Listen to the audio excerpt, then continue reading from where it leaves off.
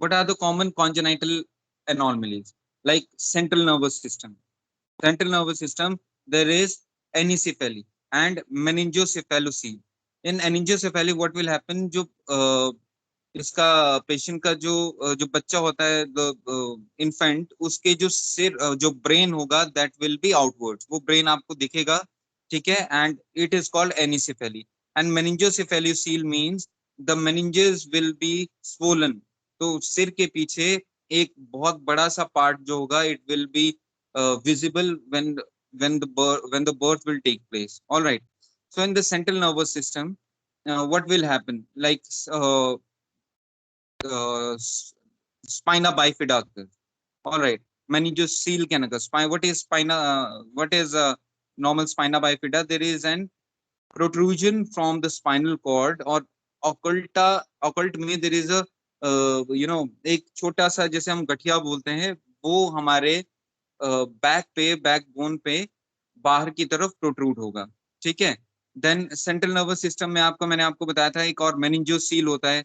Same as it is in meningocele, what will happen, a red type of this occlusion will come. ठीक है. And in meningomycele as well. Then what do you mean by hydrocephalus? Hydrocephalus means there is an enlargement of the head. जो बच्चा होगा उसका जो head होगा, that will be like उसका जो सिर होगा वो बहुत ज्यादा हैवी. मैं आपको दिखाता हूँ, एक मिनट.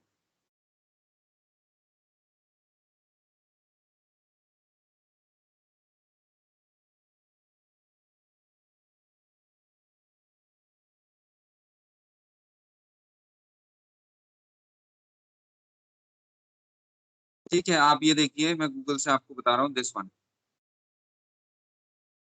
दिख रहा है आप लोग को? Yes sir. ठीक है. This is hydrocephalus. इस हाइड्रोसेफेलिस में अगर आप देखेंगे तो व्हाट इज देयर, इसमें जो इसका हेड है, दैट इज वेरी हैवी. ठीक है. जो नॉर्मल पेशेंट्स का होता है उससे ज्यादा, जो नॉर्मल बच्चे होते हैं, जैसे बच्चों का जो सिर होता है, इट विल बी एनलार्ज्ड. ठीक है. And microcephaly means if the brain in this what will happen, the brain will be smaller inside, the head will be smaller inside. And in this is the central nervous system, that is meningocele and meningomyocele. आप देख रहे हैं meningocele में backbone के ऊपर जो होता है वो एक रेड कलर का क्लॉट सा बना हुआ है. it is a mass which is attached to the spinal cord. And second one is meningomyocele, जिसमें कि meningomyocele में क्या होता है, ये इसके अंदर पस फॉर्मेशन और ज्यादा प्रेजेंट हो जाती है. ठीक है. देखो मैक्रोसेफेली आपको बताया हुआ है. स्प्रिंगोमाइला, what is it? In this there will be a presence of cysts in C4 C5. All right. Then central nervous system में others like agency और cranial nerves of Poncephaly. आपको दिखाता हूँ. इसमें एक हाँ, congenital heart disease. ठीक है. congenital heart disease में अगर आप देखेंगे तो आप देखते हैं, कई बार आपने देखा भी होगा, बच्चों में बोलते हैं बच्चे के वॉल जो हैं वो प्रॉपर तरीके से नहीं हुए हैं, तो उसमें हम एबनॉर्मल ट्राइकस्पिड वॉल्व बोल सकते हैं. एबनॉर्मल स्मॉल राइट वेंट्रिकल हो सकता है. सेप्टल डिफेक्ट्स, जो एट्रियम होता है, in between the atrium there will be a gap in which the oxygenated blood and deoxygenated blood will be mixed. तो इस तरह से हो सकता है. जीआई सिस्टम एबनॉर्मेलिटी में आपके पास ट्रैकोइसोफेजियल फिस्टुला होता है. इसमें आप देख रहे हैं ट्रैकियो इसोफेजियल फिस्टुला में जो ट्रैकिया है और इसोफेगस है, इनके बीच में ओपनिंग हो सकती है. ठीक है. Then oesophageal atresia. Oesophageal atresia में आप देख रहे हैं जो आपका इसोफेगस है वो आगे से बंद है. ठीक है. और नीचे से बिल्कुल बीच में से बंद हो गया और नीचे से ओपन है, तो it is called oesophageal atresia. Then pyloric stenosis, जहाँ पाइलोरिक होता है वहां पे आप देख रहे हैं स्टेनोस्ड हो गए हैं. वहां पे आपस में जो पाइलोरम है, यहाँ पे just down the stomach it is closed. Then duodenal atresia, इसमें डिओडनल जो है वो नीचे से उसमें एट्राइज हो गया. आप देख रहे हो ये सेकंड वाला इमेज, जिसमें डिओडिनम जो है विल बी कंप्रेस्ड, एट्रेसिया हो गया वहां पे. ठीक है. तो ये सारे जीआई सिस्टम्स के आपके पास वो होते हैं, डिसऑर्डर्स होते हैं. अब आप देखेंगे लाइक मिकोनियम इलियस. ठीक है. देखिए मिकोनियम इलियस किस तरह से है. And Hirschsprung disease, that is a megacolon. तो इसमें जो कोलोन होता है वो बाहर की तरफ प्रोट्रूड हो जाता है, बाहर की तरफ आ जाता है बच्चों में, ठीक है। It is a congenital abnormality. Then exomphalos, exomphalos में आप देखेंगे ये देखिए सामने जो प्रोट्रूजन है is beyond, is in front of the stomach and in gastroschisis, gastroschisis में पूरा का पूरा आप देखेंगे it is a newborn baby, और इसमें जितना भी बच्चे का that this intestine is outside, ठीक है। और आप देखोगे इस बच्चे का ये पूरा का पूरा बाहर आ गया है। तो ये सारी की सारी जीआई सिस्टम में एबनॉर्मेलिटीज आती हैं। तो डिफरेंट डिफरेंट टाइप्स ऑफ, देखिए डाइफ्रामेटिक हर्निया आप देखेंगे तो डाइफ्राम, ये अगर आप देखेंगे तो डाइफ्राम जो होता है, डाइफ्राम से बाहर जो हमारे इंटेस्टाइन है वो बाहर की तरफ प्रोट्रूड हो जाती है और लंग्स की तरफ चली जाती है। तो इसमें क्या होता है, वो लंग्स को भी कंप्रेस करते हैं जिससे बच्चा सांस लेने में भी प्रॉब्लम आती है। देन अम्बलाइकल हर्निया, जो अम्बलाइकस होता है उसमें प्रोट्रूजन हो जाती है अंदर से, जो हमारे स्मॉल इंटेस्टाइन होता है वो प्रोट्रूड होता है अम्बलाइकस की तरफ, ठीक है। देन जीआई फिमोरल हर्निया, अगर आप देखेंगे तो फिमोरल, जहाँ पे फिमोरल वेन होती है वहां पे फिमोरल हर्निया जो प्रोट्रूजन हो जाता है, जो हमारे स्मॉल इंटेस्टाइन होता है वो बाहर की तरफ प्रोट्रूड हो जाता है, जिससे फिमोरल साइड पे बाहर की तरफ प्रोट्रूजन होता है, ठीक है। Point of obstruction that is intestinal obstruction हम बोल सकते हैं इसको, ठीक है। देन रेस्पिरेटरी सिस्टम एब्नो, दैट इज को एनालिट्रेसिया, आप देख रहे हैं कौन एनालिट्रेसिया में क्या है, जो नेजल नेजल ब्लॉक है, नेजल ब्लॉक में एक तरफ से बंद है, वन इज ओपन, ठीक है। Then is pulmonary agenesis, pulmonary agenesis में क्या होता है, the lungs are not fully maturely developed due to which it happens. Then respiratory system abnormality आपको बताया मैंने, जैसे कि tracheoesophageal fistula, then congenital atelectasis, congenital stridor, congenital cyanosis, ठीक है। तो जीआई सिस्टम में अगर और एबनॉर्मलिटी देखें तो रीनल agenesis होता है। renal agenesis means in which the this urinary the kidney are not functional, and hydronephrosis means there will be bulging in the kidneys. Then genitourinary system में आप देखिए ये पॉलीसिस्टिक किडनी है जिसमें सिस्ट बन गए हैं पूरी की पूरी किडनी पे, ठीक है। हॉर्स शू टाइप किडनी हो जाती है, ठीक है। देन अगर आप देखेंगे अनडिस्टेंडेड टेस्टिस, आप देखेंगे इसके टेस्टिस जो है वो अनडिस्टेंडेड है। देन हाइड्रोसील, हाइड्रोसील का मतलब क्या होता है, जो स्क्रोटम होता है स्क्रोटम के अंदर फ्लूइड जो होता है वो बहुत ज्यादा इंक्रीज हो जाता है। ये मेल्स में मेल्स में जो एज ग्रुप होते हैं जैसे कि ओल्ड एज होते हैं उनको सबसे ज्यादा होने के चांसेस होते हैं, ठीक है। देन आप देखेंगे musculoskeletal abnormalities, musculoskeletal abnormality club foot, जिसको हम टेलिपस भी बोलते हैं। तो इसमें क्या होता है, जो फुट होते हैं हमारे पास दैट विल बी क्लब, जैसे क्लब फुट टाइप आप देख रहे हैं इसके अंदर अलग अलग तरह के क्लब फुट हमारे पेशेंट में देखने को मिलते हैं। जब भी ये हो सकता है कि पेशेंट को जो जो बच्चा at the time of delivery कोई इंस्ट्रूमेंट इंजरी भी हो सकती है, उस वजह से भी हो सकता है। Then congenital dislocation of the hip, आप देख रहे हैं कि जो हिप बोन है पेल्विस है वो डिसलोकेटेड, जो फीमर है वहां से डिसलोकेट हो जाती है, तो that is a congenital dislocation of the hip. और डिसलोकेटेड हिप बेबी, आप देखेंगे बच्चे का जो राइट साइड का जो फुट है इट इज डिसलोकेटेड, एंड जो इसके फिंगर्स है उससे हमें पता लग रहा है there is a black colour portion over there, ठीक है। Musculoskeletal abnormalities like polydactyly, polydactyly में आप देखेंगे कि जो ऋतिक रोशन जैसे हीरो हैं उनके उनके भी 6 फिंगर्स हैं टोटल ए वन हैंड में, ठीक है। तो ऐसे नॉर्मली आपको देखने को मिल जाता है। देन वेब्ड फिंगर्स होती हैं, वेब्ड फिंगर्स में स्वोलन हमारे पास फुट्स होते हैं, ठीक है। देन एमेलिया और फोकोमेलिया, एमेलिया में क्या होता है हमारे पास, like one hand either one foot will be small और नॉट प्रेजेंट, और बहुत ही छोटा होगा।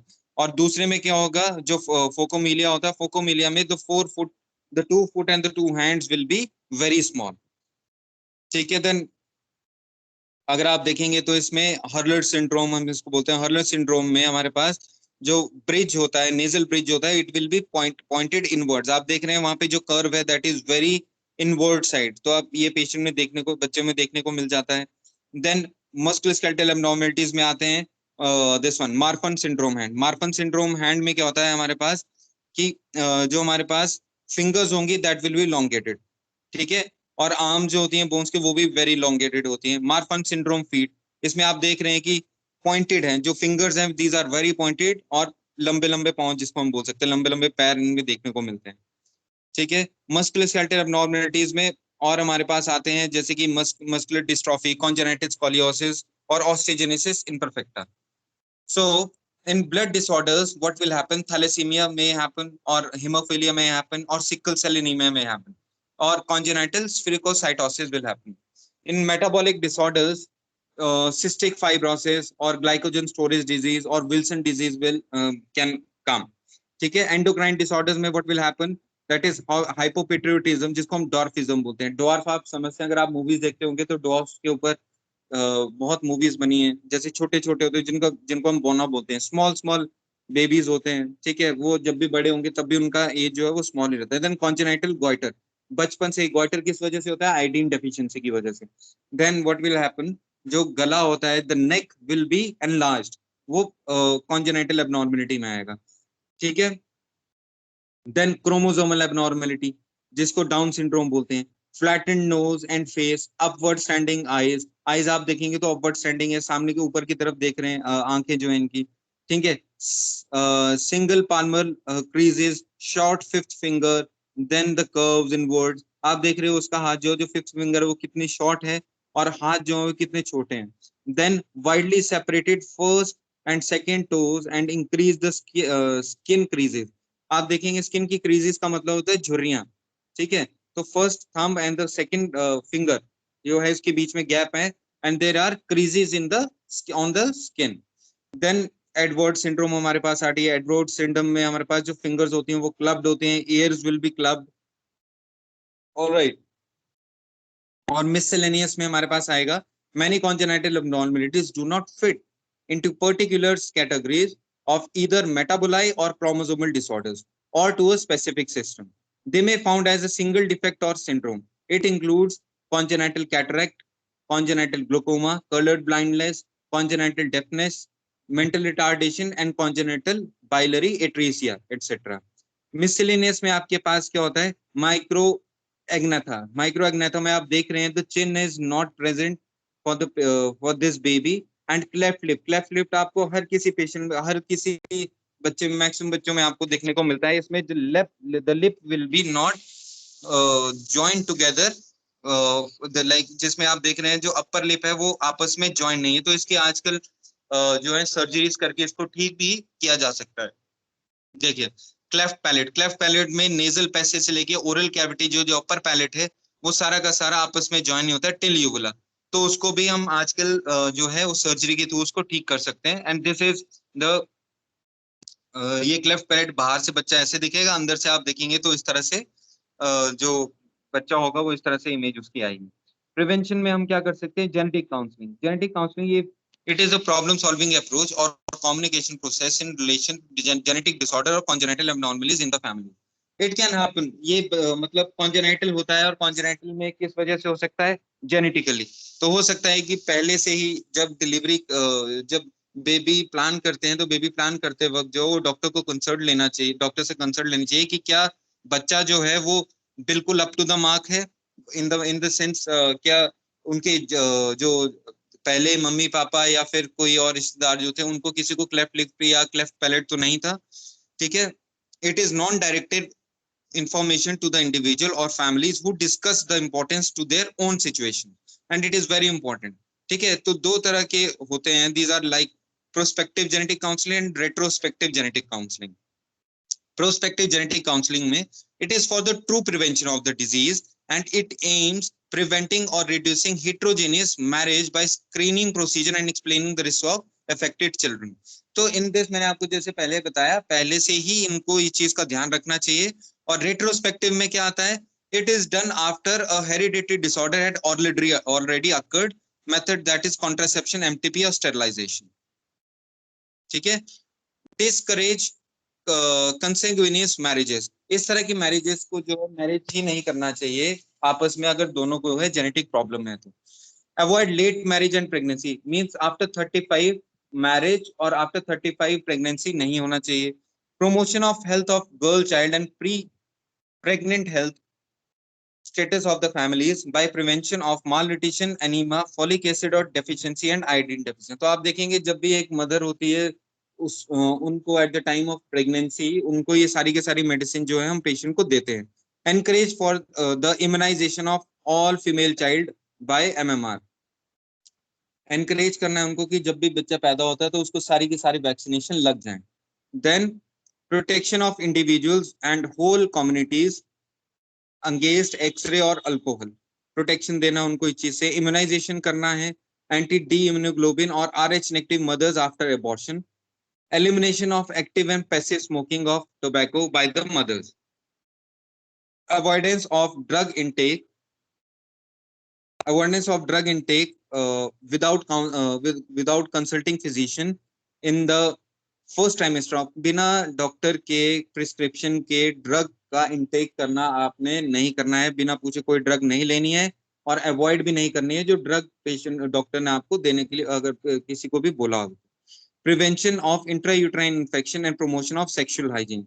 Sexual hygiene is very important और इंट्रायूट्राइन इन्फेक्शन को भी आप जो पेशेंट है उसको आपने बताना है कि इंट्रायूट्राइन इन्फेक्शन होने के ज्यादा चांसेस होते हैं इस टाइम पे, तो उनसे भी आपने बचना है.